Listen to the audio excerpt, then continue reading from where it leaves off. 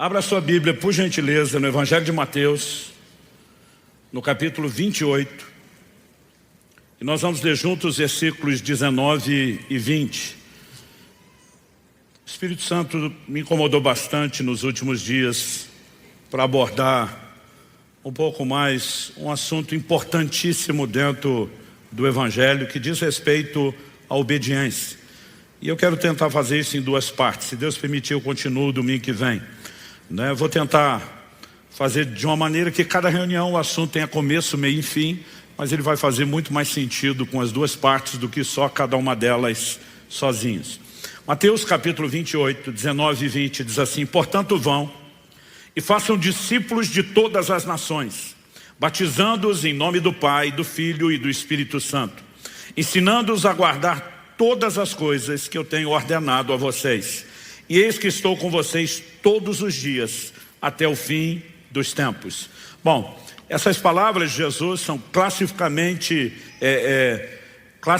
adjetivadas ou classificadas como a grande comissão.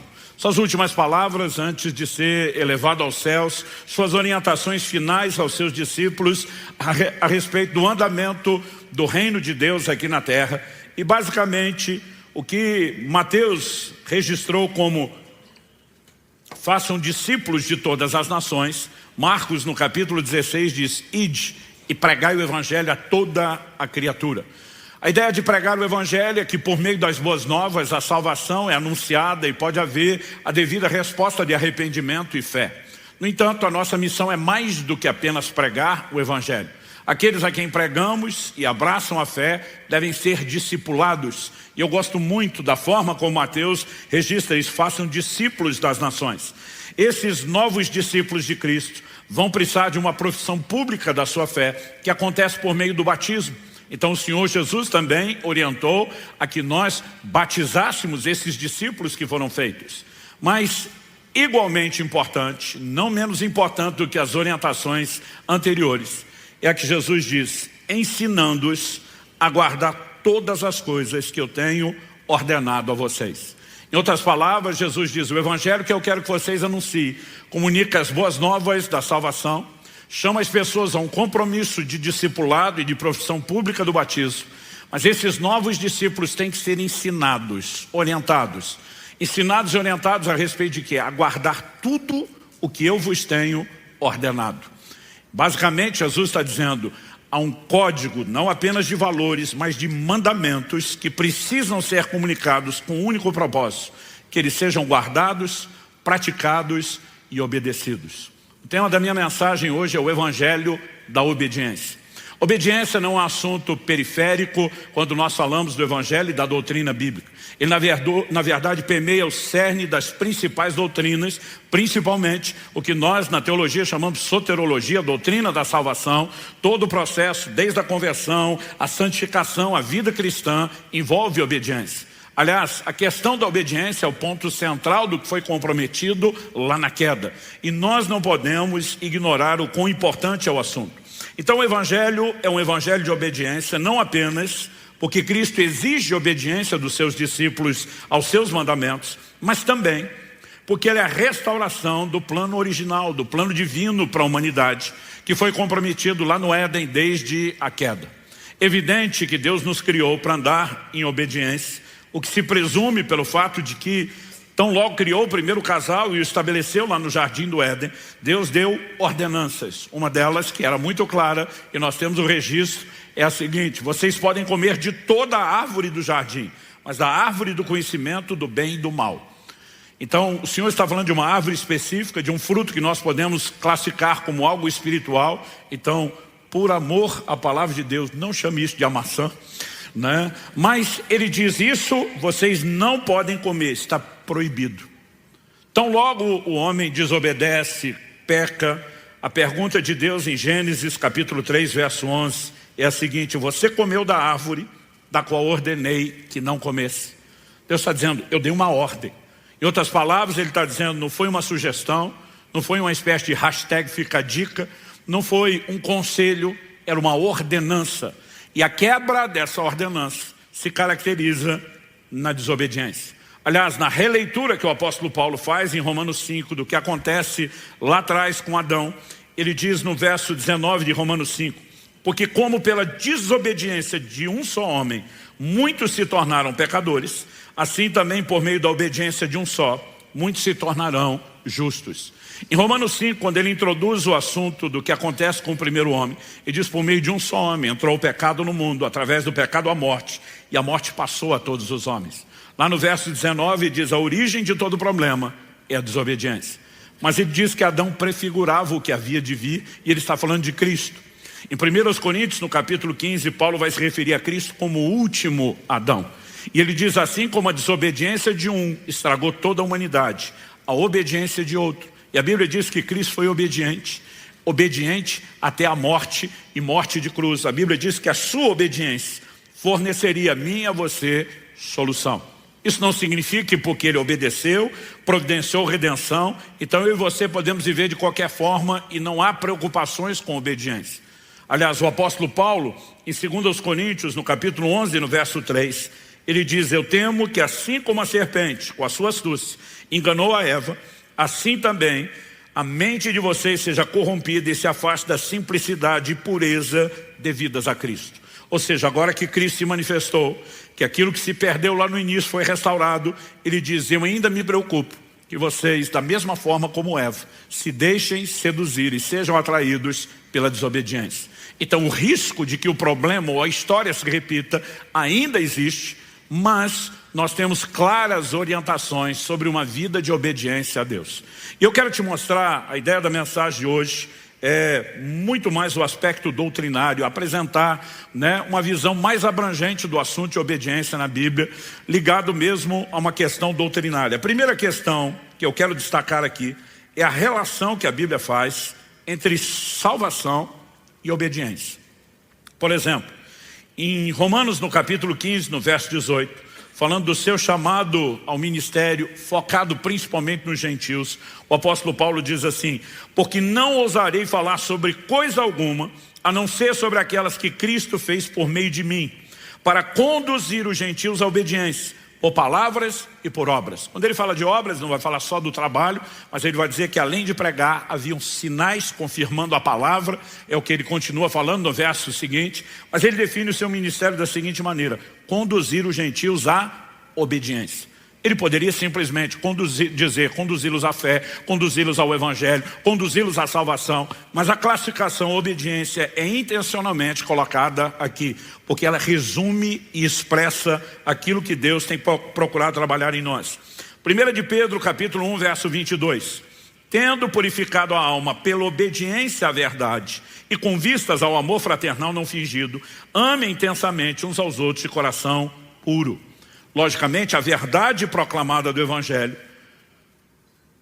mas quando obedecida, tem trazido e gerado o que? A Bíblia diz, a purificação da alma. Em Romanos, no capítulo 10, no verso 16, o apóstolo Paulo diz, mas nem todos obedeceram ao Evangelho. Interessante que se você olhar os versículos anteriores, ele está falando sobre crer. Quando você olha o versículo posterior, ele diz, e assim a fé vem por ouvir e ouvir a palavra de Cristo. Mas no meio disso tudo, ele relaciona a obediência e diz, nem todos obedeceram ao Evangelho. Uma forma simples de entender isso é que antes da conversão, a classificação, o adjetivo que a Bíblia dá a mim e a você e a forma como vivemos, nós éramos chamados de filhos da desobediência. Efésios capítulo 2, de 1 a 3 diz, ele lhes deu vida quando vocês estavam mortos em suas transgressões e pecados, nos quais vocês andaram no outro tempo, segundo o curso desse mundo, segundo o príncipe da potestade do ar, do espírito que agora atua nos filhos da desobediência. Entre eles também nós todos andamos no passado, segundo as inclinações da nossa carne, fazendo a vontade da carne e dos pensamentos, e éramos por natureza filhos da ira, como também os demais. Paulo pontua que tínhamos um problema de natureza, daqui a pouco eu vou falar sobre isso. Ele mostra que essa condição de natureza nos levou a atender os desejos da nossa própria carne e andar em rebeldia contra Deus, mas satisfazendo a nossa vontade. Ele mostra que o espírito das da potestade do ar, que atua nos filhos da desobediência, encontrava por essa forma rebelde livre acesso para influência e controle nas nossas vidas e nos classifica antes da conversão, não só como quem espiritualmente estava morto, mas a razão disso, filhos da desobediência. Ou seja, não importa a perspectiva que você olhe, sempre a Bíblia está relacionando o assunto de salvação com obediência. Por outro lado, depois da conversão, eu e você recebemos uma outra classificação na Escritura. Em 1 de Pedro, no capítulo 1, no verso 14, ele diz, como filhos da obediência, agora não mais da desobediência, mas como filhos da obediência, não vos amoldeis às paixões que tinhas anteriormente na vossa ignorância. Aliás, o que ele vai falar no verso seguinte, o 15, é, pelo contrário, segundo é santo aquele que o chamou, sede também vós santos em todo o vosso procedimento. E no verso 16 ele diz, porque está escrito, sede santos porque eu sou santo. Então Deus está dizendo, agora vocês são filhos da obediência. Qual é a ideia? Não se amoldem às paixões de antes, que os mantinham na desobediência. Pelo contrário, sigam crescendo em santificação, crescendo e aperfeiçoando a obediência de vocês. Quando olhamos para outras declarações da palavra de Deus, nós percebemos que a obediência entra naquilo que a gente pode chamar no cerne, no propósito pelo qual salvação é oferecida. Primeira epístola de Pedro, capítulo 1, verso 2, diz assim, eleitos segundo a presciência de Deus Pai, em santificação do Espírito, para a obediência e aspersão do sangue de Jesus. Então, a declaração é muito forte, porque ela carrega o indicativo de propósito. Para, Deus nos elegeu, somos eleitos. Ele explica que é segundo a presciência divina. Esse é outro assunto, não vou discutir aqui. Mas para quê? Para a obediência. Então, nós não podemos simplesmente ignorar o assunto da obediência, a sua importância, nem desconectá-lo da obra de salvação. Hebreus capítulo 5, verso 9 diz, e tendo sido aperfeiçoado, o texto está falando de Cristo e da obra de Cristo, tornou-se o autor da salvação eterna para todos os que lhe obedecem. Então Jesus é autor da salvação para quem? Para os que lhe obedecem. A relação que a palavra de Deus faz entre salvação e obediência, ela é inquestionável, ela é repetida, ela é enfática e essa recorrência nos mostra que ela sai do patamar de informação e vai para um outro terreno que nós chamaríamos de ênfase. Apesar de estar descarregando aqui uma overdose de versículos bíblicos, eu vou fazer isso até o fim. Acredite, não estamos sendo exaustivos, não estamos esgotando o assunto. Se você gastar tempo estudando a palavra de Deus e prestando atenção no assunto da obediência, você vai ficar impressionado e vai reconhecer que ele aparece mais do que talvez você tenha prestado atenção. Mas quando a gente fala dessa evidente e inquestionável relação bíblica entre obediência e salvação, isso deixa alguns confusos. Eu já fui questionado várias vezes por pessoas que dizem assim, mas nós não somos salvos pela fé? Eu digo sim, é o que a Bíblia diz. Efésios capítulo 2, verso 8, pela graça sois salvos mediante a fé. Vamos citar o 8 e o 9 junto. Isso não vem de vós, é um dom de Deus, não vem das obras, para que ninguém se glorie. A Bíblia diz que nós somos salvos pela fé, e a ênfase na fé para a salvação é inquestionável. Mas a mesma Bíblia faz uma relação entre fé e obediência. Não só entre fé e salvação, como vimos, mas entre fé e obediência. Em outras palavras, a obediência é uma expressão da própria fé. A carta de Paulo aos Romanos é considerado o maior tratado bíblico sobre justificação, fé, graça. E o apóstolo Paulo começa já nos primeiros versículos da abertura da carta e depois termina nos últimos versículos da mesma carta, usando uma expressão que ele repete no começo e no fim. A expressão é a obediência da fé. Romanos capítulo 1, verso 5. Por meio dele viemos a receber graça e apostolado por amor do seu nome, para a obediência da fé entre todos os gentios. No final, Romanos 16, 26, falando do Evangelho, e que agora tornou-se manifesto, e foi dado a conhecer por meio das escrituras proféticas, segundo o mandamento do Deus eterno, para a obediência da fé entre todas as nações. Então, essas declarações da obediência da fé mostram que, na verdade, a fé ela se expressa por meio da obediência. Então vamos considerar algumas coisas a respeito da fé. Sem elas, a gente pode dizer que a fé está incompleta. Primeiro, a fé tem uma confissão.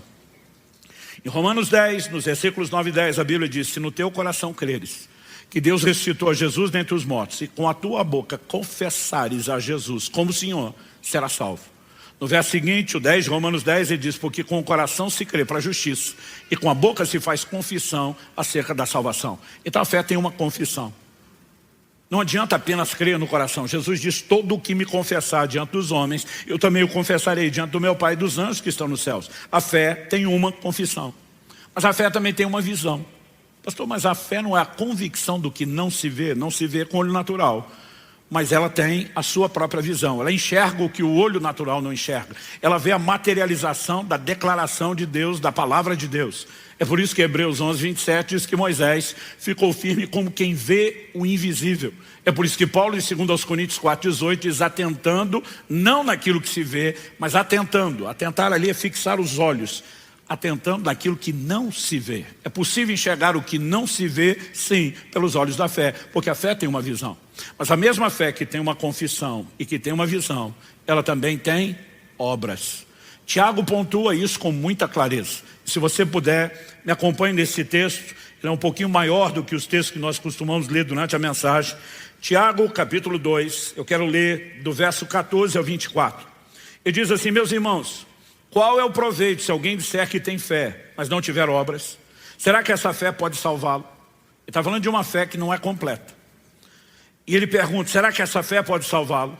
Verso 15: se um irmão ou uma irmã estiverem com falta de roupa e necessitando do alimento diário, e um de vocês lhe disser: vão em paz, tratem de se aquecer e de se alimentar bem, mas não lhes dão o necessário para o corpo, qual o proveito disso? Assim também a fé, se não tiver obras, por si só está morta. Então preste atenção, Tiago não está falando de obras de caridade, embora a gente entenda que isso também é parte da vida cristã. Ele está dando um exemplo. Você olha para alguém que carece de comida e que carece de roupa para aquecer o corpo e diz: vão em paz, se aquentem, fiquem fartos, não faz nada. Ele falou: isso não resolveu o problema de ninguém. Ou seja, você tem uma declaração bonita, mas inútil, que não produz resultado. Ele diz: da mesma forma é a fé sem obras. Ela tem a aparência de que funciona e tem solução, mas não funciona. Ele não está dizendo que as obras da fé são apenas aquecer pessoas ou dar de comer. Na verdade, ele vai apresentar obras que têm uma definição até um pouco diferente delas. Isso também é parte da vida cristã e eu não estou diminuindo. Mas é importante você entender que quando ele fala de aquecer o irmão ou de dar alimento, ele está dando uma ilustração e não a definição do que são as obras. Aí ele continua e diz o seguinte, verso 18: mas alguém dirá: você tem fé e eu tenho obras. Mostre-me essa sua fé sem as obras, e eu com as obras lhe mostrarei a minha fé. Você crê que Deus é um só? Faz muito bem. Até os demônios creem e tremem. Ele está dizendo: tem fé que reconhece a existência de Deus, mas não te leva a se submeter a Ele. Os demônios estão em rebeldia contra Deus. Vamos continuar. Ele diz no verso 20: seu tolo, você quer ter certeza de que a fé sem obras é inútil? Por acaso não foi pelas obras que Abraão, nosso pai, foi justificado quando ofereceu seu filho Isaque sobre o altar? Você percebe que a fé operava juntamente com as suas obras e que foi pelas obras que a fé se consumou. E se cumpriu a escritura que diz: Abraão creu em Deus, isso lhe foi atribuído para a justiça, e ele foi chamado amigo de Deus. Assim vocês percebem que uma pessoa é justificada pelas obras e não somente pela fé. Eu estou lendo esse texto todo de Tiago porque esse texto de Tiago tem trazido dificuldade para algumas pessoas. Entre elas, vamos botar o ilustre Martinho Lutero, um dos ícones da reforma protestante. Alguém que ataca o sistema da sua época, dizendo: que conversa é essa de vender indulgência para perdão de pecados, de declarar que as obras são meritórias para a salvação. A Bíblia diz que a salvação é pela graça, é mediante a fé. E nesse processo da reforma, ele foi um dos cabeças que levantou essa bandeira e bateu firme nisso. Mas de repente, você vai, quando lê material de historiadores que se referem a Martinho Lutero, você vai descobrir informações deles falando do desconforto que ele manifestava em relação à epístola de Tiago. Alguns chegam ao ponto de dizer: nós não sabemos quão precisas ou verdadeiras são essas informações, mas há apontamentos de que ele teria manifestado até mesmo o desejo de tirar a epístola de Tiago da Bíblia, porque para ele parecia contraditório. Deixe-me dizer algo: a palavra de Deus é perfeitamente harmônica em toda a sua revelação. Ela não se contradiz. Então, diante de qualquer aparente contradição, eu sempre digo às pessoas: a gente só tem que estudar um pouquinho mais, porque o que alguns estão lá chamando de contradição, e para mim é só aparente, eu costumo dizer, é um desafio de interpretação. O que é que Paulo falou em Efésios? que a gente é salvo pela fé e não pelas obras, e agora Tiago está dizendo que tem que ter obras e não ter fé. Em primeiro lugar, não é isso que Tiago está dizendo. Tiago o tempo todo advoga a presença da fé. Ele não fala de obras como um substituto da fé. Ele fala de obras como um complemento da fé. Quando o apóstolo Paulo está dizendo que ninguém é salvo por obras, ele está falando de obras como um substituto da fé. Tanto que ele vai incluir as obras da fé lá em Efésios 2. O problema é que normalmente a gente cita o verso 8 e o 9 e esquece do 10. No 8 e no 9, ele diz: pela graça sois salvos mediante a fé, isso não vem de vós, é um dom de Deus, não vem das obras para que ninguém se glorie. Verso 10, pois somos feitura dele, criados em Cristo Jesus para as boas obras. Traduzindo, o que Paulo está dizendo na carta aos Efésios é que nós não somos salvos pelas obras, mas que nós fomos salvos para as obras, porque as obras acompanham a fé. Quem está entendendo? Tiago não está dizendo o que Paulo falou, ele está dizendo: você quer ter uma fé que não tem obras? Eu vou te dizer, essa fé é inútil, ela não vai produzir resultado, porque a fé bíblica, e ele vai argumentando com os textos bíblicos, ela tem que ter obras. Então ele não está falando de obras que substituem a fé. Ele vai reconhecer que Abraão creu em Deus, mas vai dizer que expressou a sua fé mediante o quê? Obediência. Hebreus 11:8, a galeria dos heróis da fé. Pela fé Abraão obedeceu a Deus, atendendo o chamado para uma terra que não sabia aonde era. Deus só diz: vai para um lugar que eu vou te mostrar no caminho. Ele, beleza, partiu, lugar misterioso. Vamos viajando, sem saber para onde estamos indo, até que Deus diga para onde estamos indo. O que significa isso? Ele tem que confiar em quem está dando o mandamento. E a obediência é uma expressão de fé. Então, eu estou tocando nesse assunto porque alguns tentam justificar: não, a obediência não pode ser parte da salvação, porque a salvação é pela fé. Não, mas a obediência é uma expressão da fé que salva. E a Bíblia diz: como uma fé que não tem a confissão vai nos salvar. A Bíblia diz: crer no coração, falar com a boca. Como uma fé que não consegue visualizar o que Deus propôs, e a eternidade em Cristo Jesus seria funcional para mim e para você. E assim como a fé ela é incompleta sem a confissão, sem a visão, ela é incompleta sem as obras. E a obediência, ela é pontuada aqui, principalmente no exemplo de Abraão, como sendo uma expressão da fé. Simplificando, o que eu e você precisamos entender é que salvação é claramente apresentada na Bíblia para quem não apenas crê que Jesus morreu em seu lugar e ressuscitou, mas que com a sua boca o confessa Senhor. Essa palavra Kyrios, que é traduzida como Senhor, ela para nós ela soa, eu diria, um tanto quanto confusa pela nossa lente cultural. Onde é que a gente usa a palavra Senhor? A gente usa a palavra Senhor para se referir a um homem casado. Aliás, eu lembro quando eu era recém-casado, alguém disse: pastor, o senhor? Falou: senhor não, você é tão jovem. Eu falei: senhor sim, esperei a vida inteira para alguém me chamar de senhor, e não é agora que eu vou abrir mão disso.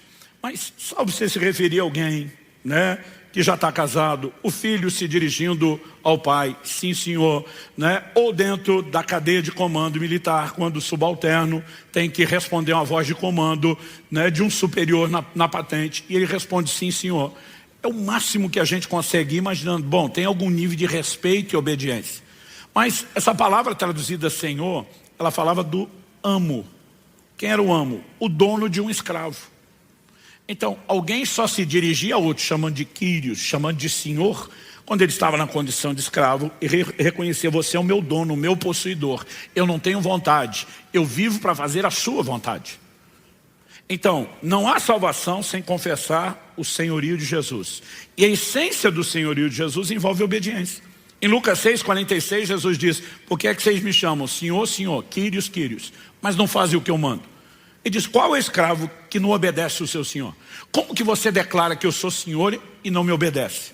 Então, não há salvação sem o reconhecimento do senhorio, e não existe senhorio sem obediência. E a gente fica relativizando demais o que deveria não só ser tratado de forma simples, mas básica. Então, simplificando o que estamos falando aqui, a salvação é para os que fazem de Jesus o seu Senhor. E a essência do senhorio é a obediência. Então, você vai encontrar inúmeros textos, declarações explícitas, inferências, declarações implícitas, girando em torno do assunto, que mostra uma relação entre salvação e obediência e fé, que é o que nos leva à salvação. Segunda coisa que eu quero destacar como doutrina bíblica é que depois da experiência da porta, que é a conversão, Jesus fala de uma porta e um caminho estreito que conduzem à vida. E a gente sempre simplifica a vida cristã em 3 etapas: porta, caminho e alvo. O que é a porta? É a conversão. João 3,5, Jesus disse: alguém não nascer de novo não pode entrar no reino de Deus. Tem uma entrada. O que é a porta? É a conversão, a experiência de novo nascimento. Depois da porta você tem um caminho. Nesse caminho você avança, você progride em direção a um alvo. Paulo diz: eu prossigo para o alvo. O que é o alvo? O prêmio da soberana vocação de Deus em Cristo Jesus. É quando eu e você alcançamos a plenitude da salvação. Então, obediência é requerida não apenas na porta, como ato de sujeição a Cristo, mas a obediência será requerida de nós também ao longo do caminho. Em relação à porta, quando Jesus anunciou o Evangelho, o que é que ele pregou? Marcos capítulo 1, verso 15, diz que a mensagem de Jesus era simples. Ele pedia 2 coisas, são 2 imperativos: arrependei-vos, número 1, e 2, crede no Evangelho. Antes de chamar as pessoas a uma resposta de fé, ele chamava ao arrependimento. O que é o arrependimento? É o reconhecimento da nossa condição de pecadores, em estado de rebeldia contra Deus. E então sim, nós vamos crer para a solução que Deus ofereceu aos rebeldes. Mas a solução não é para ser crida enquanto não houver um reconhecimento do problema. E quando eu e você nos arrependemos, nós estamos declarando: Senhor, até hoje tentamos nos governar em vez de sujeitar ao seu governo. Não deu bom, pelo contrário, deu ruim.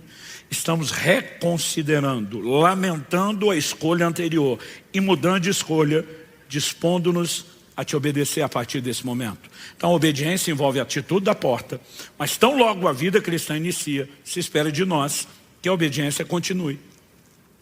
Em Romanos, no capítulo 6, de 16 a 18, Paulo diz assim: será que vocês não sabem que, ao se oferecerem como servos para a obediência, vocês são servos daquele a quem obedece, seja do pecado que leva à morte, ou da obediência que conduz à justiça?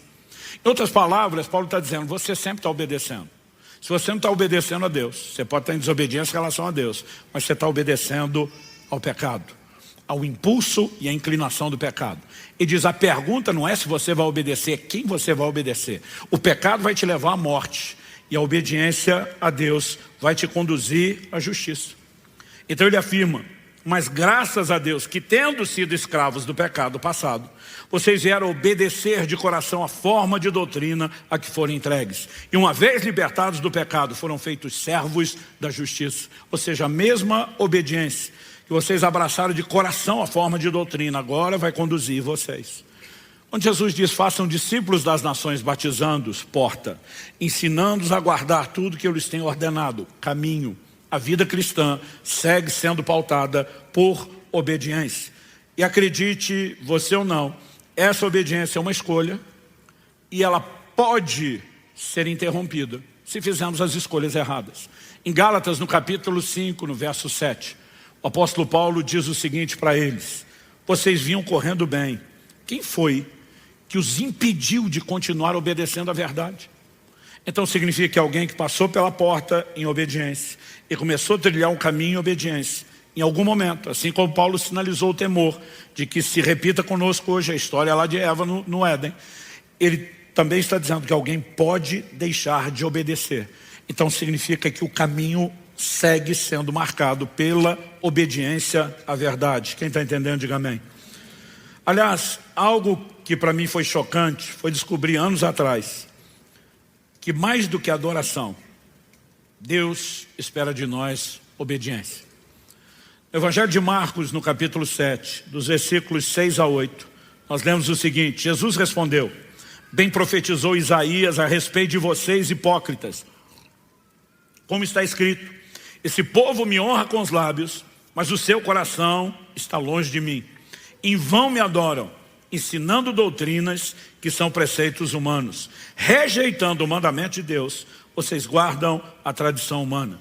Em primeiro lugar, Jesus fala de um povo que honra com os lábios, mas o coração está longe. Qual a definição de um coração longe? Ele diz: vocês simplesmente me adoram em vão, porque ensinam doutrinas humanas, que são preceitos humanos, mas rejeitam o mandamento de Deus. Ou seja, vocês inventaram as próprias regras e respeitam elas, mas não obedecem os meus mandamentos. Ele diz: e você acha que porque me adorou está tudo bem? Ele está dizendo: de jeito nenhum. Em outras palavras, está dizendo, mais do que adoração, espero de você obediência. E acredite você ou não, essa ideia se repete ao longo da Escritura. 1 Samuel capítulo 15, versos 22 e 23, um texto, se Deus permitir, a gente aborda melhor domingo que vem. Quando Samuel vai confrontar Saul pelo seu pecado, ele diz, porém Samuel disse, será que o Senhor tem mais prazer em holocaustos e sacrifícios do que no obedecer a sua palavra?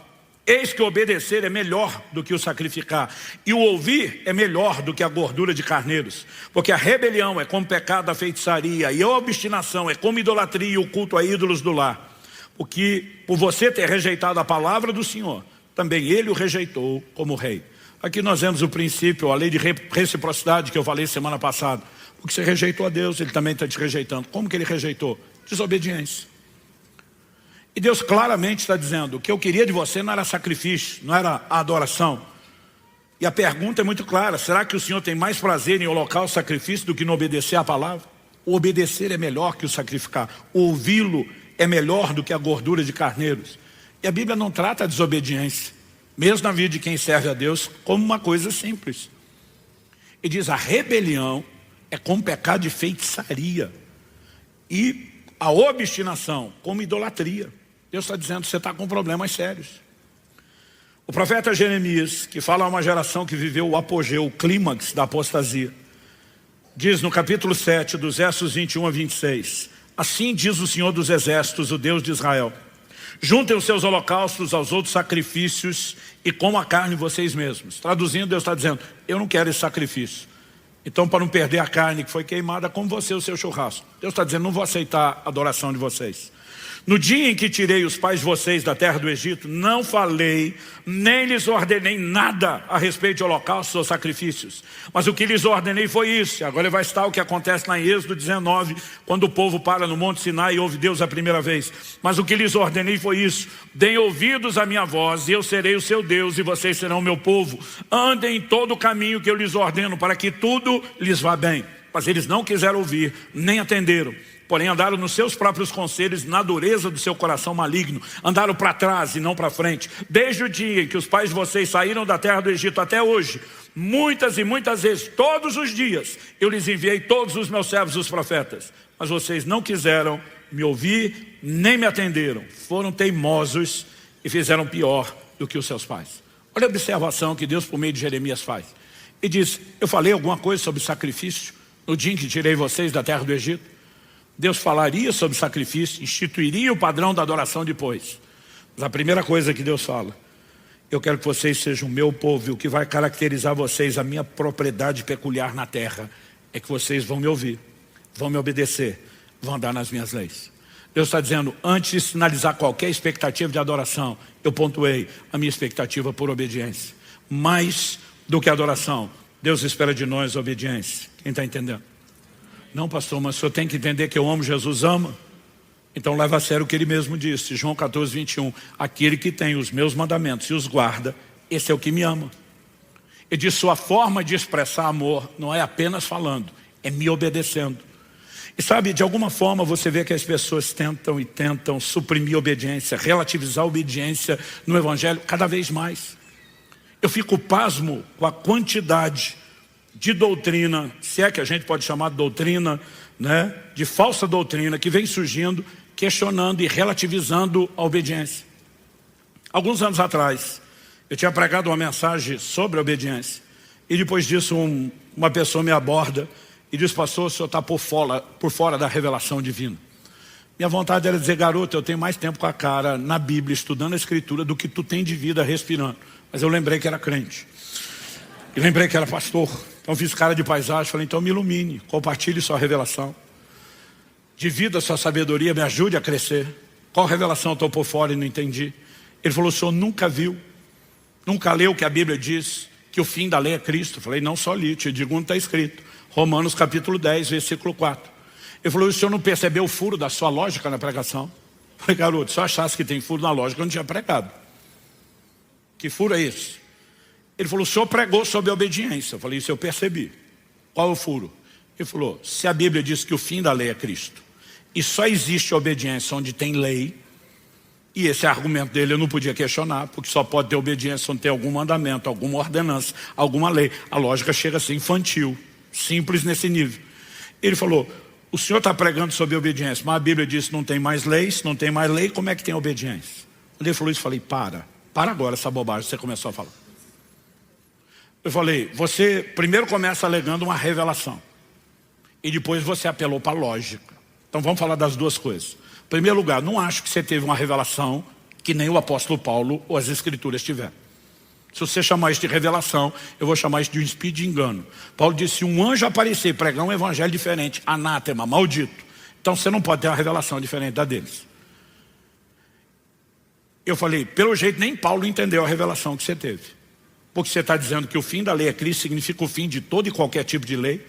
Então isso significa que não existe mais nenhum tipo de lei, tudo foi revogado em Cristo. E Paulo em Romanos 13 vai falar sobre a importância de que a gente se sujeite às autoridades civis e obediência aos nossos governantes. Eu falei, mas de acordo com você, se desapareceu todo e qualquer tipo de lei, está instalada a anarquia gospel. E nós vamos viver como na época do juízo, cada um fazia conforme lhes parecia. Falei, segundo, Paulo não acreditava no que você está falando. Porque em 1 Coríntios 9:21 ele diz, não estando sem lei, mas debaixo da lei de Cristo. Então como que alguém que acredita que não tem mais nenhuma lei vai especificar que ele não está sem lei, vai dizer debaixo de que lei ele estava? Falei, segundo, você apelou para a lógica. Sua revelação não se sustenta como revelação. Vamos falar da sua lógica? Eu falei, Paulo tinha uma mente no mínimo mais brilhante do que a minha, a sua e mais uma turma junto. E você acha que ele também tinha um furo na lógica dele? Que o cara ia dizer que acabou lei e que já que não tem mais lei, não precisa de obediência. Mas você não percebeu que 90% dos textos que eu citei pregando sobre obediência são de Paulo? E se Paulo acreditasse no que você acredita, ele ia mandar a gente obedecer? E se ele mandou a gente obedecer, você está dizendo que ele não tem o básico da lógica para entender que só tem obediência onde tem lei e que ele está tão confuso. Se Paulo estiver confuso do jeito que você está sugerindo, nem ele, que escreveu metade do Novo Testamento, merecia crédito em nenhuma outra área. Eu falei, cá entre nós, eu estou mais inclinado a desconfiar de tu do que de Paulo ou da Bíblia. Porque o que me parece é que você não está entendendo o que Paulo falou. Você acha que o que Paulo falou significa o fim de todo qualquer... Fim de lei, fim de lei. Falei, criatura, Paulo está dizendo não estando sem lei. Então ele está advogando que não é isso, você entendeu. Eu falei, deixa eu tentar ir por outro lado. Deixa eu tentar dar a volta por onde talvez a gente concorde. Pela linguagem dele, eu já percebi o Ctrl+C, o Ctrl+V, o que é que ele estava copiando e colando. Às vezes é fácil descobrir quem a pessoa está lendo, quem é que ela está escutando, quem é que ela está assistindo. Eu já tinha decodificado o garoto, eu já sabia o que ele pensava. Então eu falei para ele, vamos começar por onde a gente concorda? Eu falei, você acredita no que o livro de Hebreus diz? O livro de Hebreus foi escrito para mostrar que o sacerdócio de Cristo da nova aliança é superior ao sacerdócio levítico da antiga aliança. E que houve uma mudança de sacerdócio. Falei, você tem alguma dificuldade de entender ou aceitar isso? Ele falou, inquestionável. Falei, pronto, concordamos. Falei, agora que a gente concordou que mudou o sacerdócio, falei, eu quero ler um versículo com você. Hebreus capítulo 7, verso 12 diz que onde a mudança de sacerdócio, a mudança de lei. Falei, presta atenção, mudança de lei não é cessação de lei, não é aniquilação de lei, não é desaparecimento de lei. Então, quando Paulo diz o fim da lei, ele está falando do fim de uma lei que não está mais em vigência, mas que foi substituída por uma nova. O fim da primeira não é o fim de todas. O fim da lei é Cristo, não está falando do fim de todo e qualquer tipo de lei. Está falando de uma lei que se encerra com aquele sacerdócio, quando outra é instituída no lugar da anterior. Jesus diz em João 13:34, um novo mandamento vos dou. Como é que não tem mandamento? Como é que não tem ordenança? Mas essa baboseira toda, a gente ouve o tempo todo em nome de uma pseudo-revelação. Qual o objetivo disso? Subjetivizar, relativizar ou suprimir a obediência, que é parte do cerne da mensagem do Evangelho, e por isso eu estou chamando ele hoje de o Evangelho da obediência. Nós precisamos entender o que é que de fato a graça veio fazer. A graça não veio botar fim na lei, como esse povo está pregando.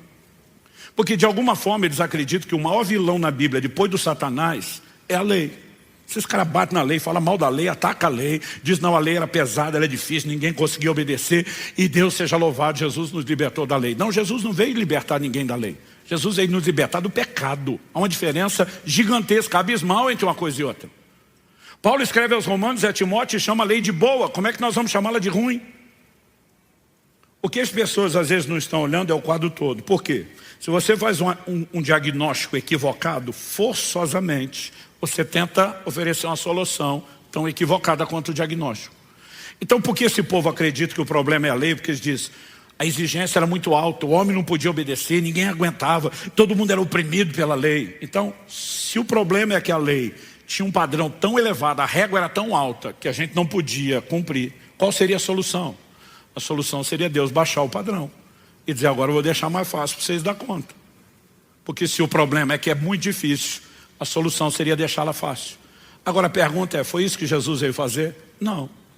E diz, ouviste o que foi dito aos antigos, lei de Moisés, não adulterarás. A lei tinha padrão moral. Mas ele diz, eu porém vos digo, qualquer que olhar para uma mulher com intenção impura no coração, já adulterou com ela. Jesus não apenas sustenta a lei que já tem lá, como ele amplia o mandamento. Ele subiu o padrão, ele não diminuiu. Ele diz, antes você podia amar o próximo e odiar o inimigo, agora tem que amar o inimigo e orar por ele. O padrão baixou ou subiu? Subiu. Então se o problema é o padrão e ele veio subir, em vez de resolver, Jesus veio complicar. Então não há lógica que isso sustente. Agora, se você entender que o problema não era o padrão alto, era a incapacidade do homem de atender o padrão, então qual seria a solução? Empoderar e capacitar o homem não só para atender o padrão anterior, mas até mesmo um superior. Então eu quero terminar falando de capacitação para a obediência. Porque não adianta relacionar a obediência com salvação, a obediência com a vida cristã, e eu e você ficarmos nos questionando, é possível andar em obediência? Obviamente, se dependesse apenas de mim e de você e dos nossos recursos humanos naturais, nós não poderíamos. E aí nós temos que entender a capacitação para a obediência.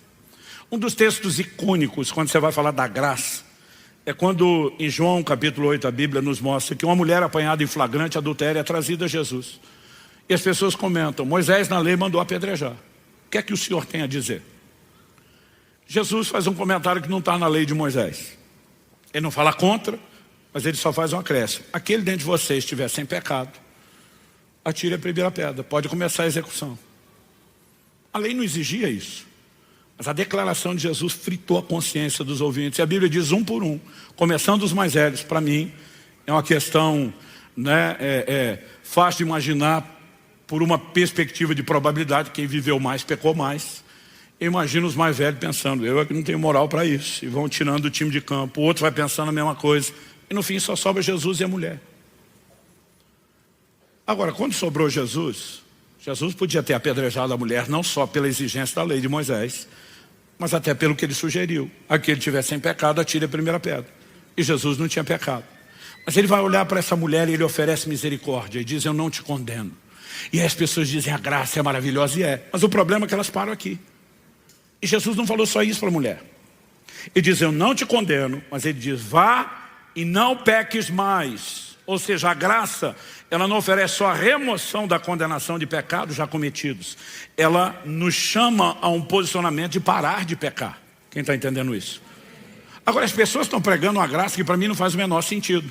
Tipo assim, olha, antes era um pecador esculhambado e ia para o inferno. Agora você encontrou a graça. Você pode pecar e viver esculhambado, mas a diferença você vai para o céu. Deus te deu algo melhor do que para os outros. Eu fico pensando, é isso que é o propósito do Evangelho? A minha Bíblia, quando alguém fala isso, está sendo sarcástico, irônico e supostamente era para ser a mesma. A minha Bíblia diz que o cerne do Evangelho é nos transformar de glória em glória na imagem de Jesus Cristo. Então, que evangelho ou que graça seria esse que não oferece transformação? Aliás, as pessoas têm uma dificuldade enorme para entender o que é que mudou da antiga para a nova aliança, da lei para a graça, do antigo para o Novo Testamento. Alguns acreditam que o que mudou foi Deus. Deus na lei, ele era ruim, ele era malvado, ele era severo, ele era rabugento, ele mandava matar todo mundo e não tinha misericórdia de ninguém. Mas de repente ele se converteu e apareceu no Novo Testamento bom e amoroso. Não, gente, agora eu estou na vibe paz e amor. Deixei todo esse rancor de lado, superei, agora eu sou bom. Isso é uma bobagem do tamanho do mundo inteiro. Porque um dos atributos de Deus revelado na palavra é a imutabilidade de Deus. Deus não muda. Então quem mudou não foi Deus. Outros alegam como aquele garoto, antes tinha lei, agora não tem mais lei. Nós vimos que isso não é verdade. Não é a mesma lei, mas continua tendo lei. Qual era o propósito da lei anterior? Que ela fosse obedecida. Qual o propósito da lei atual? O mesmo, obediência. Qual eram as consequências de não obedecer à lei anterior? Maldição para quem não obedecia, uma bênção para quem obedecia. Deuteronômio 28. E quem foi que disse que isso mudou na nova aliança? Hebreus capítulo 6, verso 7 e 8 fala dos que correspondem a Deus, bênção, dos que não correspondem com Deus, maldição. Eu sei que alguns não gostam de ouvir isso. E daqui a pouco vou falar do assunto Cristo nos resgatou da maldição da lei. Mas a verdade é que nada mudou. A grande mudança entre o que você tinha antes e depois tem um elemento. Em Hebreus capítulo 9, quando a Bíblia fala da lei, ela diz que os ritos cerimoniais da lei eram ineficazes para aperfeiçoar aquele que presta culto. Ou seja, ninguém era mudado, ninguém era transformado pela lei. E aonde a graça se mostra diferente da lei, ela vem trazendo transformação. E o homem, cada um de nós, eu e você, podemos ser transformados de glória em glória na imagem de Jesus. A grande diferença entre uma coisa e outra diz respeito à transformação. E aí você tem que entender por que é que Deus deu uma lei passageira, transitória.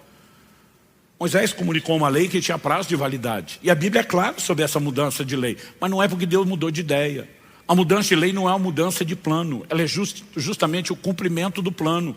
Jesus diz, eu não vim revogar a lei, eu vim cumprir. E quando ele fala de cumprir, não é meramente obedecer o que estava lá. Ele vem cumprir todas as figuras proféticas. Então Paulo diz que a lei serviu de um aio para nos guiar a Cristo. Mas ela não apontava para Cristo apenas dizendo, olha, o Messias virá, ele vai ter que morrer por nós. Ela também tinha um papel. Qual era o seu papel? Dar ao homem um diagnóstico da sua situação. A lei nunca ofereceu a solução, mas ela ofereceu o diagnóstico. Olha o que Paulo diz em Romanos capítulo 7, do verso 5 até o 10. Porque quando vivíamos segundo a carne, as paixões pecaminosas despertadas pela lei operavam em nossos membros a fim de frutificarem para a morte. Então ele fala de uma paixão pecaminosa, está dentro de nós, é nossa natureza. Mas ele diz, despertadas pela lei. Agora, porém, estamos livres da lei, pois morremos para aquilo a que estávamos sujeitos, para que sirvamos da maneira nova, segundo o Espírito, e não da maneira antiga, segundo a letra. Que diremos então? Que a lei é pecado? De modo nenhum. Mas eu não teria conhecido o pecado a não ser por meio da lei. Porque eu não teria conhecido a cobiça se a lei não tivesse dito, não cobice. Mas o pecado, aproveitando a ocasião dada pelo mandamento, despertou em mim todo tipo de cobiça. Porque sem lei o pecado está morto. Houve um tempo em que sem lei eu vivia, mas quando veio o mandamento, o pecado reviveu e eu morri. E verifiquei que o mandamento que me havia sido dado para a vida, esse se tornou o mandamento para a morte. O que é que Paulo está dizendo? Que quando a lei foi dada, ela mostrou ao homem que o problema dele estava do lado de dentro. Não era o código estabelecido por Deus. Era uma inclinação, uma natureza rebelde e contrária aos mandamentos e aos padrões de Deus. Então qual era o propósito da lei? Não era apenas sinalizar, o Messias virá, ele vai perdoar os pecados de vocês, vai morrer no lugar de vocês. Mas a lei serve de um aio para guiar Cristo, mostrando ao homem qual é a necessidade, provando ao homem que ele precisa não só de alguém que perdoe pecados, porque perdão já tinha na antiga aliança, gente. Todo ano, no dia da expiação, uma vez ao ano, se fazia, a Bíblia diz, recordação de pecados. Por que recordação? Deus me perdoou por tudo que eu fiz esse ano, mas no próximo ano eu vou ter que ser perdoado das mesmas coisas, porque ninguém era transformado. E o povo vivia de queda em queda, de tropeço em tropeço, e dizia, mas ainda bem que tem misericórdia. Aí chega a nova aliança. E o livro de Hebreus diz que nós temos uma nova e superior aliança, baseada em melhores promessas. Tem a Jesus como fiador, mas que a gente acredita que veio fazer só o que a velha fazia. Se é para fazer o que a velha fazia, para que é que nós precisamos de uma nova? Porque o povo está pregando uma graça que só perdoa pecado, você continuar pecando. E não é a mensagem bíblica. Jesus disse a essa mulher, vá e não peques mais. Só que honestamente, a maioria de nós pensa quando lê isso, impossível. Mas peraí, só tem 3 possibilidades ou probabilidades lógicas para a gente tratar disso. Primeiro, Jesus mentiu para a mulher, trollou ela. Vai no peques mais, mas não é possível, ele está enganando ela. Isso cabe com a natureza de Jesus? Não. A Bíblia diz que ele é luz e nele não há treva alguma. A Bíblia diz que Deus não pode mentir. Então essa possibilidade lógica poderia caber com qualquer outro, mas não com Jesus. Ah não, pastor, não é que ele mentiu assim porque queria. Mas ele enganou sem querer, porque enganado estava, ele não conhecia bem a teologia, não estudou muito a Bíblia, então ele achou que falava certo, mas falava errado. Você está protegendo o caráter dele, mas desconstruindo a identidade. Ele é o verbo, a palavra encarnada. Se ele não entende Bíblia e teologia, quem é que entende? E se alguma coisa do que Jesus falou não é acurado ou preciso para a nossa fé, por que é que o resto seria? Então é tudo ou nada. Ou você pega o combo inteiro, ou pode jogar tudo no lixo. Então ele não mentiu, não enganou, e ele não estava enganado. Qual a probabilidade lógica que resta? Ele falou a verdade. Não, pastor, tá bom, eu entendo que ele falou a verdade, mas não é possível. Então a verdade não é bem verdade. E no mínimo, se isso não fizer dele um mentiroso, faria dele injusto, porque ele te dá um mandamento que você não pode cumprir. Então ele é injusto.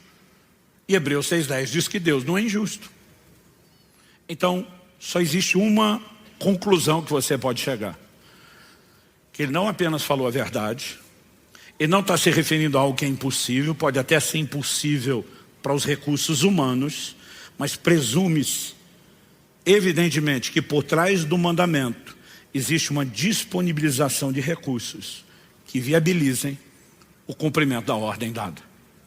Nós precisamos entender que o significado mais recorrente de graça na Bíblia não é favor imerecido. Isso é parte da definição, mas está longe de ser a mais completa e a mais empregada. Ela é força capacitadora na Bíblia. Quando Jesus diz, vai e não peques mais, ele está dizendo, não estou dando só uma ordem. Eu te darei recursos para que você possa cumprir a ordem. Eu não sei você, mas eu, quando era adolescente, lia o Sermão do Monte, Mateus 5,48, sede vós perfeitos, como perfeito é o vosso Pai Celestial. Eu pensava, estava empolgado hoje, hein, Jesus? O sentimento era, exagerou, viajou. Porque eu pensava, impossível ser perfeito, o Senhor ainda quer que eu seja perfeito como Deus, a perfeição absoluta. Quer dizer, deu ruim, impossível. Então nós vamos voltar no mesmo problema. Ele mentiu? Ele estava de brincadeira com a gente? Não. Ou será que eu e você que não percebemos que ele tem recursos que nós ainda não aprendemos como utilizar? Quando Jesus diz que é difícil um rico entrar no reino de Deus, os discípulos perguntam, quem é que vai ser salvo? Ele diz, ei, para os homens impossível, para Deus possível. O Evangelho é o Evangelho do sobrenatural, desde a conversão, durante todo o caminho da santificação. Agora, na hora que nos pregaram o Evangelho, a gente foi salvo porque entendeu toda a mensagem? Alguns de nós, ou a maioria de nós, não entendemos tudo até hoje. Paulo chama a mensagem do Evangelho de a loucura da pregação. Você não foi salvo porque entendeu, você foi salvo porque creu. E a sua fé fez com que você acessasse recursos que você até hoje não entende e que puderam operar na sua vida. A pergunta é, por que seria diferente no processo de santificação? Em 1 Coríntios 10:12, Paulo diz, aquele que está em pé, cuide para que não caia. A maioria de nós adapta o versículo na mente. Paulo está dizendo, cuida para não cair, mas a gente pensa, ó, não é para cair toda hora, não é para cair todo dia, é para ir caindo cada vez menos. Mas a gente sempre acredita que é para continuar caindo, menos, mas caindo. Paulo está dizendo, não caia. Só que você não pode ler só o verso 12. O que o verso seguinte, o 13, diz? Não vos sobreveio tentação que não fosse humana. Ele diz, Deus é fiel e não permitirá que vocês sejam tentados além da capacidade de resistir. Pelo contrário, juntamente com a tentação vos proverá livramento, de sorte que a possais suportar. Então o que ele está dizendo? Primeiro, não vos sobreveio tentação que não fosse humana. Eu acho que o crente já começa errando no que ele acredita sobre tentação. Eu brinco que a maioria dos crentes, depois que peca, ele não confessa, ele justifica o pecado. Ele diz, pois é, pastor, aconteceu uma coisa maligna, demoníaca, infernal, satânica, diabólica. Resumindo, a culpa sempre é do Satanás, mas não dele. Porque a maioria de nós acredita que a tentação é sobrenatural e é uma força muito grande que não dá para resistir, pastor. Mas a Bíblia está dizendo, não veio tentação que não fosse humana. A Bíblia está dizendo que a tentação humana não é sobre-humana. Ela é natural, não é sobrenatural. Outro dia um falou para mim, mas a Bíblia chama o diabo de tentador. Eu digo, na hora de pecar não lembra da Bíblia, mas depois vira teólogo. Eu falei, a mesma Bíblia diz em Tiago 1,14, cada um de vós é tentado quando atraído e enganado pelo próprio desejo. Eu falei, o seu desejo que te trola, não é o Satanás. Mas a Bíblia diz que o diabo é tentador. Eu falei, tá bom, então vamos devagar. O tentador está do lado de fora. A tentação está do lado de dentro. O tentador do lado de fora é um ente sobrenatural. Mas a tentação do lado de dentro é um desejo natural. O tentador do lado de fora não pode enfiar dentro de você um desejo que você não tenha. Ele só pode explorar o que está lá. Então o máximo que ele consegue fazer é botar um cardápio debaixo do seu nariz e provocar a sua própria vontade. Então o tentador pode ser sobrenatural, a tentação segue sendo natural. Quem está entendendo? Se você acredita que a tentação é sobrenatural, você não vai vencê-la. Porque pensa comigo, se a tentação é sobrenatural e vencê-la é humano, consciente ou inconsciente, nós já demos um perdido antes de começar. Agora, a tentação não é, nunca foi, nunca será sobrenatural. O que é sobrenatural nessa história é o livramento. Deus diz, além da tentação não ser além das suas forças, eu não vou te deixar lutando sozinho. Eu te responsabilizei ficar de pé e não cair. Mas o mesmo Deus diz lá na epístola de Judas, que Ele é poderoso para nos guardar de tropeçar. Ele diz, então, apesar de ser responsabilidade sua, eu não vou te abandonar nem deixar sozinho. Eu vou te dar recursos. Agora preste atenção. Se a tentação é natural e o recurso para vencê-la é sobrenatural, quem é que não consegue ganhar com isso? Há uma capacitação para a obediência. Essa capacitação é presumida na revelação da própria graça. Eu não quero entrar em detalhes nisso aqui agora, mas se você não conseguiu participar dos eventos que fizemos aqui da conferência Graça Transformadora, tem 2 horas e tanto de ensino só sobre isso, né, que você pode acessar lá no YouTube. A gente fala de como podemos viver obediência empoderados pela graça. Mas eu quero chamar a sua...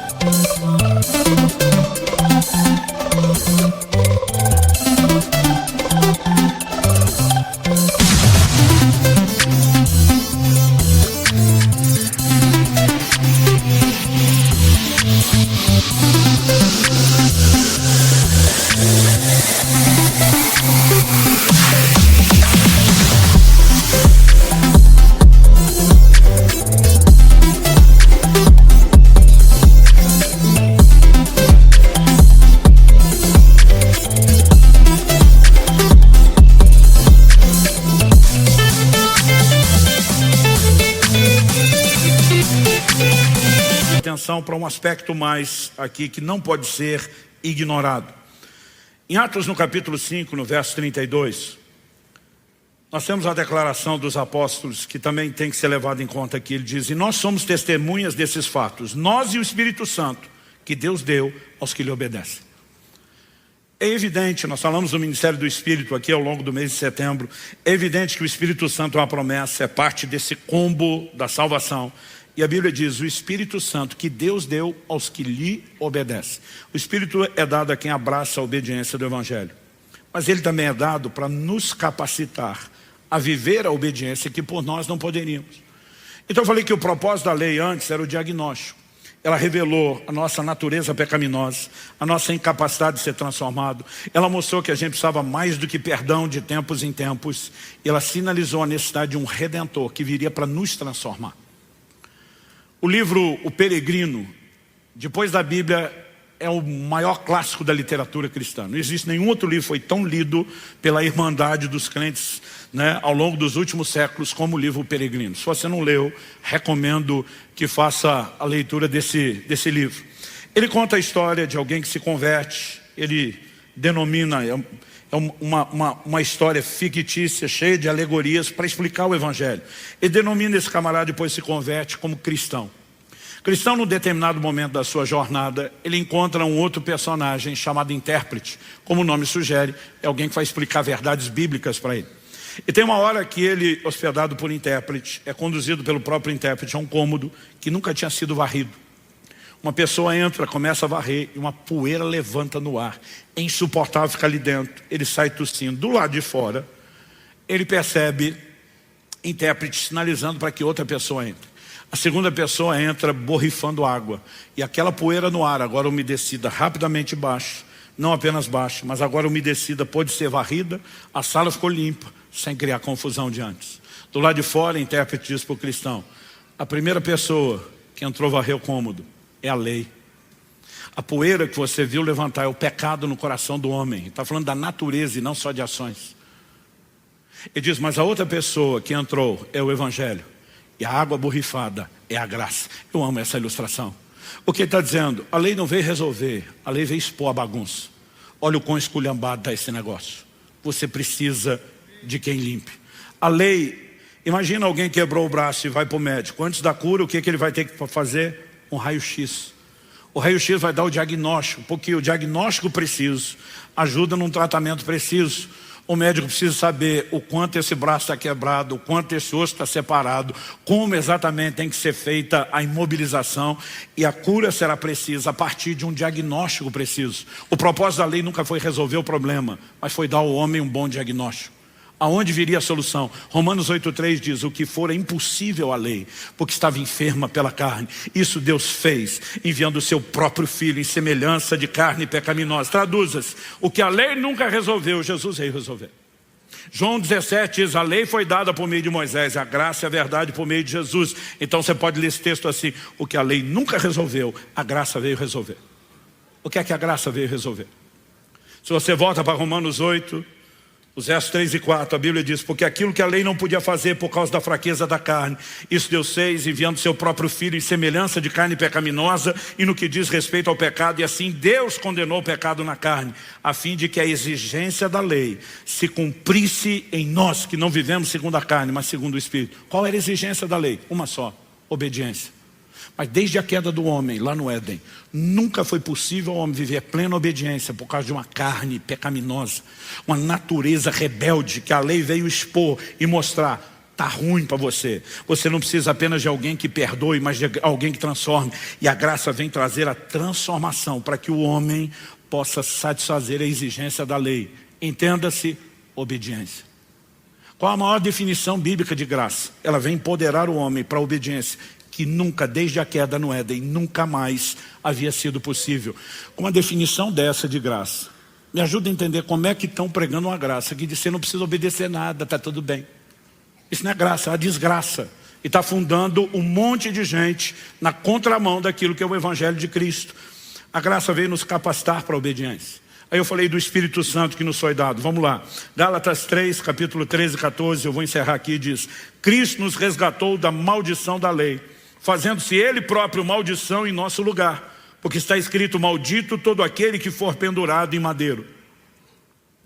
Porque Jesus fez isso, verso 14: para que a bênção de Abraão chegasse aos gentios em Cristo Jesus, a fim de que recebêssemos pela fé o Espírito prometido. Em todo evangelho que você vê é uma troca maravilhosa para nós. A Bíblia diz: Jesus se fez pobre para que nós nos tornássemos ricos. Diz que Ele se fez pecado para que nós nos tornássemos a justiça de Deus. E aqui o texto diz que Ele se fez maldição para que a bênção nos alcançasse. Agora, quando a Bíblia diz Cristo nos resgatou da maldição, algumas pessoas têm um entendimento equivocado do que é ser resgatado da maldição. Elas acreditam que se a gente foi resgatado da a maldição não existe mais. Então assim, não importa o que você faça de errado, não tem consequências. Eu falo para as pessoas: Cristo nos resgatou do pecado? Essas pessoas creem nisso. Elas falam assim. Eu falo: o pecado deixou de existir? Ninguém mais peca? Não, peca. Eu falei: Cristo nos resgatou da morte? Sim. As pessoas deixaram de morrer? A Bíblia diz que a morte é o último inimigo a ser vencido. Então nós já temos a provisão plena. Mas nesse momento, a gente escapou da morte espiritual, da morte física? Não. Mas vamos voltar no pecado. A gente é resgatado do pecado, mas ainda pode pecar. Mas a gente, quando é resgatado da maldição, não existe mais maldição. Então o pecado tinha que ter deixado de existir, e você tinha que ser coerente no que crê. Mas você pega só a parte que interessa. Não posso negar a existência do pecado porque eu peco, mas eu posso pecar sem culpa se eu acreditar que não tem mais maldição. Não é isso que a Bíblia está dizendo. Quando diz que Ele te resgatou da maldição, assim como do pecado, significa que Ele não precisa mais controlar você, não que deixou de existir. Agora, qual era a origem da maldição? Deus disse: se obedecer os meus mandamentos, benção. Se desobedecer, maldição. Como que eu e você podemos viver fora da maldição? Porque agora o Espírito que foi dado aos que o obedeceram ao passar pela porta e serão capacitados para andar em obediência, pela obediência que não é fruto só de esforço e dedicação humana, mas de empoderamento do Espírito Santo. A maldição não será mais uma consequência inevitável, e a bênção é a oportunidade que eu e você podemos escolher, porque podemos andar em obediência. Dá para entender a diferença? Honestamente, eu tenho sentido esse incômodo da parte de Deus de chamar a atenção de vocês para um evangelho que é um evangelho de obediência. E eu quero concluir só te lembrando o seguinte: quando a Bíblia anuncia o juízo eterno, Não diz só aos que não creram. É lógico que a Bíblia diz, quem crê será salvo, quem não crê está condenado. Mas a Bíblia usa um outro sinônimo para os que não creram. Ela fala dos que não obedeceram. 2 Tessalonicenses 1:8 fala que haverá vingança contra os que não conhecem a Deus e não obedecem ao Evangelho. 1 de Pedro 4,17, depois de dizer que o juízo começa pela casa de Deus, e do apóstolo dizer se é com dificuldade que o justo se salva, ele pergunta, qual será o fim daqueles que não obedecem ao Evangelho de Deus? Está falando de um juízo ainda maior. Em 1 de Pedro, no capítulo 3, no verso 19, ele menciona espíritos em prisão. De quem ele está falando? O verso seguinte, o 20, explica. Os quais noutro tempo foram desobedientes, quando Deus aguardava com paciência nos dias de Noé, enquanto se preparava a arca, na qual poucas pessoas, apenas 8, foram salvas através da água. O plano de Deus não era salvar só Noé e a sua família. O Novo Testamento chama Noé de pregoeiro, ou seja, pregador da justiça. Durante todo o tempo da construção da arca havia uma pregação. Deus vai julgar o mundo, Deus vai julgar o pecado. Vocês podem se arrepender, mas os que permaneceram desobedientes agora estavam sendo julgados e são chamados de espíritos em prisão. A história termina sempre da mesma forma. A condenação não é só para quem não creu, é para quem não obedeceu, porque a própria obediência é uma expressão de fé e ela não pode ser relativizada. Quem está entendendo, diga amém. Feche seus olhos por um instante. Eu gostaria que nós tirássemos um minutinho, ou uns minutinhos de oração antes de terminarmos. E eu sei que embora a gente está aplicando doutrina de uma forma muito geral, não estamos falando de áreas específicas. O Espírito Santo sabe ser muito preciso e trazer aplicações bem personalizadas quando nós ouvimos a palavra. Talvez hajam áreas da sua vida onde você possa olhar e dizer, puxa, realmente eu cresci na obediência nessa área e tenho andado em vitória. Mas talvez hajam áreas que você precise de um pouco mais de atenção. Talvez hajam áreas pelas quais você precisa se arrepender hoje diante de Deus, dizendo, a desobediência se instalou nesse departamento da minha vida. E o propósito da palavra de Deus não é gerar culpa nem condenação. Mesmo quando somos confrontados, é sempre um chamado ao conserto, ao arrependimento, é sempre uma expressão da misericórdia de Deus. Aliás, uma das razões pelas quais, quando eu estou ensinando, eu gosto de trazer um grande volume de texto bíblico, é não só porque quando falamos de interpretação bíblica, é a Bíblia que explica ela mesma, mas é porque fé vem por ouvir e ouvir a palavra de Deus. Não há nada que tenha o poder de renovar a nossa mente, gerar fé no nosso coração, como a palavra de Deus. Não há um pregador que vai produzir esse efeito. Eu creio que enquanto a palavra é lançada e você vai ouvindo, o Espírito Santo vai provocando e gerando também não só a consciência de que algo precisa ser mudado, mas de fé para que você possa vencer. E eu quero que você coloque sua vida diante de Deus. Que você possa sujeitar-se mais uma vez ao senhorio de Cristo, dizendo, eu quero te chamar de Senhor e eu quero obedecer os seus mandamentos. Eu quero andar na sua palavra. Talvez seja um bom momento para dizer, Deus, eu preciso entender melhor na forma prática do dia a dia, a interação com a graça, o como usar os recursos do teu Espírito Santo para andar em obediência. Mas eu quero isso. Eu quero que você se posicione diante de Deus, orando aí mesmo no seu lugar. Enquanto você faz a sua própria oração, eu quero fazer um convite, um apelo a 2 grupos de pessoas. O primeiro deles é composto de pessoas que nunca entregaram formalmente o controle da sua vida a Jesus Cristo, reconhecendo Ele Senhor da sua vida. Você nunca passou pelo processo de arrependimento, de acordo com a mensagem de Jesus, de reconhecer que é um pecador, que precisa do Salvador, e o único que é Salvador, de acordo com as Escrituras, é Jesus. Isso não significa que você não creia na existência de Jesus, talvez você não tenha entendido com clareza a obra dele. Isso não significa que você não simpatize com ele, você provavelmente não estaria aqui se não tivesse algum tipo de interesse. Mas você nunca teve aquela decisão, aquele posicionamento decisivo que diz, a partir de hoje, tudo muda. Eu não quero que você vá embora sem te dar a oportunidade de tomar a decisão mais importante da sua vida, não só da vida terrena e atual, mas que vai produzir impacto por toda a sua eternidade. Que é passar por essa porta, experimentar a experiência de salvação, é decidir sujeitar o controle da sua vida ao Senhor Jesus. palavra de Deus diz: se hoje ouvides a sua voz, não endureça o coração. Eu tenho certeza que você que está me ouvindo sabe que o discurso de um homem não poderia fazer essa bagunça que está acontecendo dentro de você.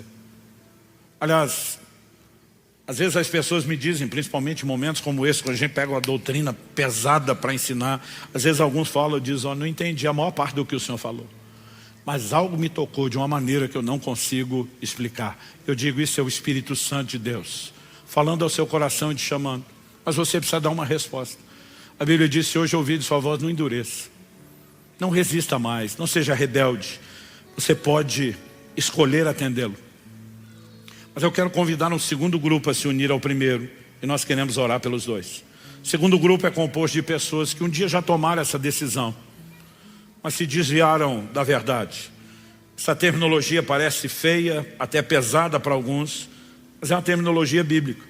Em Tiago, no capítulo 5, nos versos 19 e 20, a Bíblia diz: meus irmãos, se alguém entre vocês se desviar da verdade, alguém o converter, saibam que aquele que converte um pecador do seu caminho errado salvará da morte a alma dele e cobrirá uma multidão de pecados.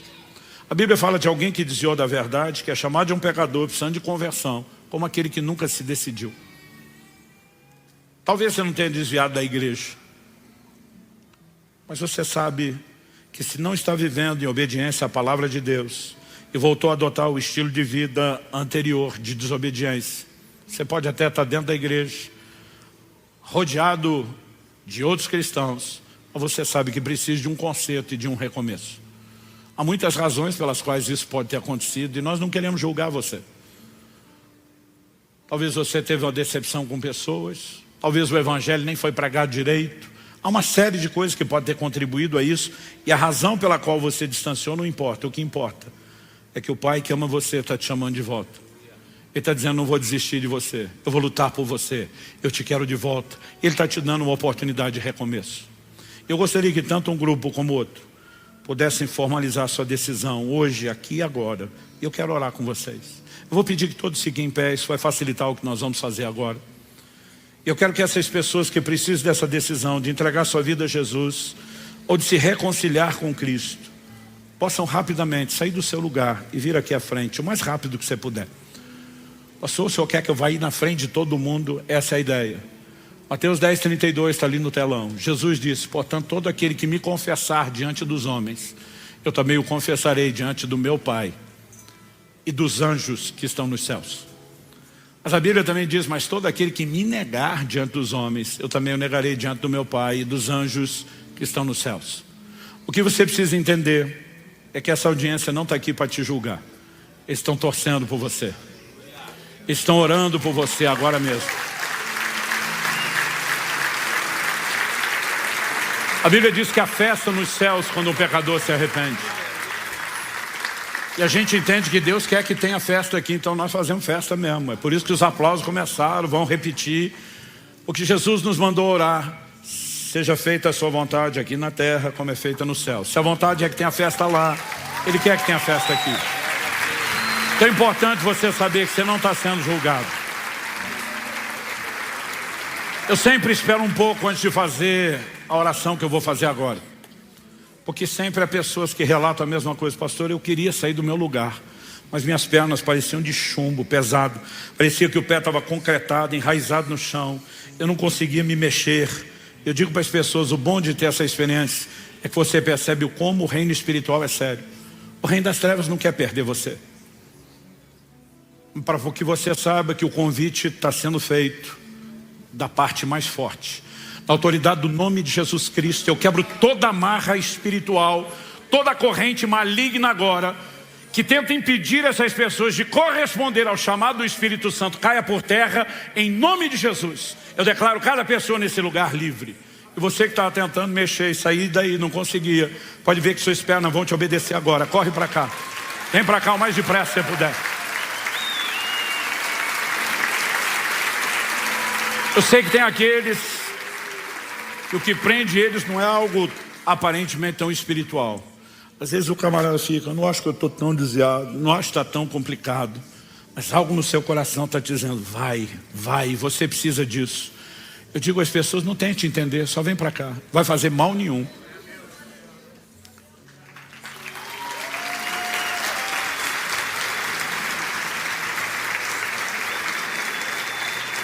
Alguns às vezes dizem, pastor, eu estou pensando em deixar isso para mais para frente. A Bíblia diz, hoje é o tempo aceitável, hoje é o dia da salvação. O dia da salvação não é amanhã, é hoje. Não quer dizer que você deixar para amanhã, o prazo de validade acabou. Mas nem você sabe se vai estar vivo amanhã, e é melhor garantir sua eternidade o mais rápido possível. Quando eu era garoto na igreja, eles tinham uma música Pesadelo, que era uma apelação. Dizia assim, ao findar o labor desta vida, e fazia você pensar na morte. Eles diziam, jovem, se você for atropelado quando sair da porta. Era uma apelação. Eu entendo, era o zelo dos pregadores querendo nos levar a Jesus, mas eu não quero te ameaçar com nenhuma desgraça. O inferno é desgraça suficiente, não importa o quanto tempo você tem para ir para lá, para que você se livre dele. O Senhor Jesus está dizendo, eu quero te dar uma vida nova, eu quero te dar salvação por toda a eternidade. Se Deus está falando ao seu coração, vem. Vamos tentar um último movimento aqui. Eu queria que você falasse com o vizinho da direita e da esquerda. Pergunta aí para ele, certeza que você já está salvo e não precisa ir lá na frente? Mesmo se ele falar que sim, dá um double check. Pergunta de novo, certeza mesmo? Fala, se você quiser, nós vamos juntos. E se você estiver precisando de apoio, você apoia e vem junto. E ninguém vai saber se você está apoiando ele ou ele que está apoiando você. Há mais alguém? Vem para cá.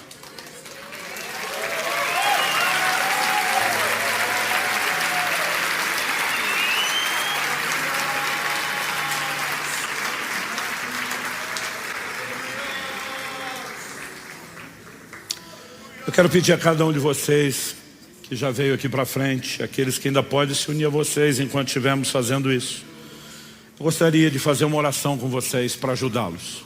Honestamente, de acordo com a Bíblia, você não tem que repetir a minha oração, você podia fazer a sua. E não tem um modelo de oração. A Bíblia diz, todo aquele que invocar o nome do Senhor Jesus será salvo.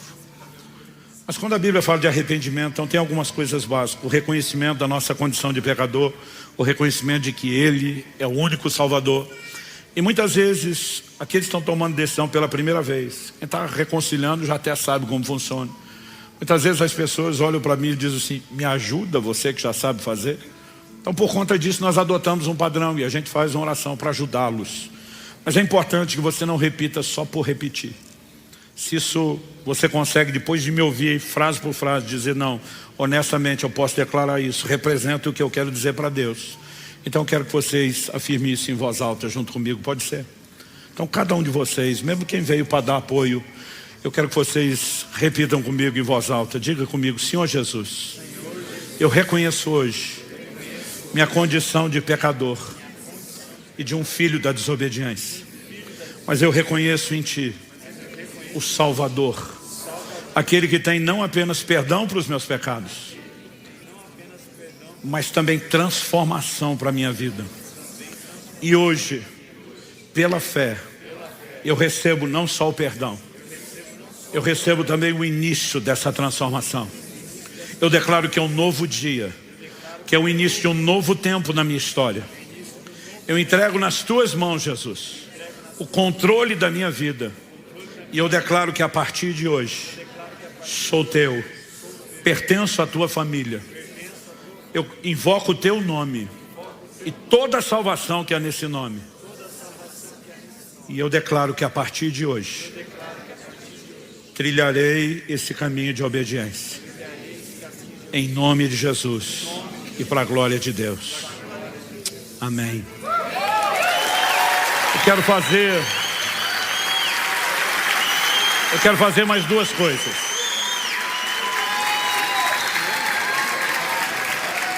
Antes de liberar vocês, atenção aqui um pouquinho, quero fazer duas coisas. Primeiro, nós, porque todo mundo vai se unir conosco, queremos fazer uma oração breve, abençoando vocês. Depois disso, eu vou pedir uma gentileza. Nós queremos entregar a vocês uma lembrança desse dia especial. Queremos que inclusive se anote a data desse dia especial. E essa lembrança será entregue naquela sala que está do lado de lá da porta 6. Então depois de terminar a oração, essas pessoas estão do seu lado, vieram não só para te apoiar, mas para te escoltar, te levar até lá. Eu acho que a gente resolve isso em 2, 3 minutos, não deve ser muito mais do que isso. Você não é obrigado, mas a gente gostaria muito de te constranger ir lá, receber a sua lembrança. E se você consentir, nós queremos pegar os seus dados para manter contato e oferecer ajuda. É a segunda parte, você decide até chegar lá. Vamos orar, quero que você estenda as mãos para eles. Pai, nós abençoamos cada um deles hoje. Declaramos, se tornam reais na vida deles as tuas palavras, Jesus, perdoados são os teus pecados.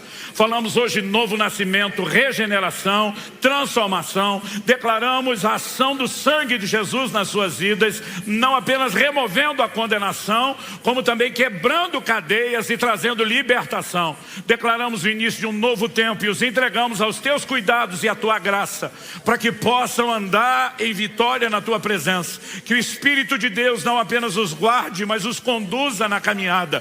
Que haja abundância de graça, favor do alto, e que eles cresçam e frutifiquem na sua fé para a glória de Deus. Nós os abençoamos em nome de Jesus. Amém.